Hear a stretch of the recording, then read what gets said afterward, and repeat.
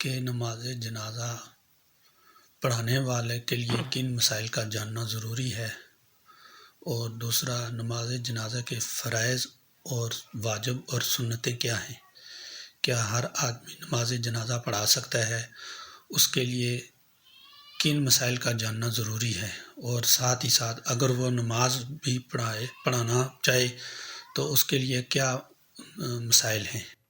قاری صاحب پوری فقہ پڑھائیں ابھی بیٹھ کے یہاں۔ جو علماء ہیں وہ یہ پڑھتے ہیں، اس کو دعائیں آنی چاہیے، اس کو وضو آنا چاہیے، اس کو جنازے کے احکام یہ آنے چاہیے، کتنی تکبیریں ہیں، پہلی تکبیر میں کیا پڑھنا ہے، دوسری میں درود پڑھنا ہے، تیسری میں میت کی مغفرت کے لیے دعائیں پڑھنی، یہ اسے آنی چاہیے، اور دعائیں بھی آنی چاہیے، اور چوتھی تکبیر کے بعد سلام پھیرنا ہے۔ درس نظامی تو ضروری نہیں ہے کہ اس نے 9 سال کا درس نظامی ضروری نہیں ہے، مسلمان ہونا ضروری ہے۔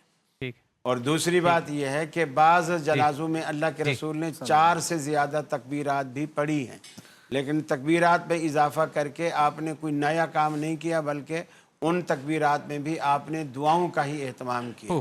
تو یہ قبلہ رخ ہونا بھی ضروری ہے، اور میت کا یا سامنے ہو یا میت نہ ہو تو کم از کم قبر سامنے ہو۔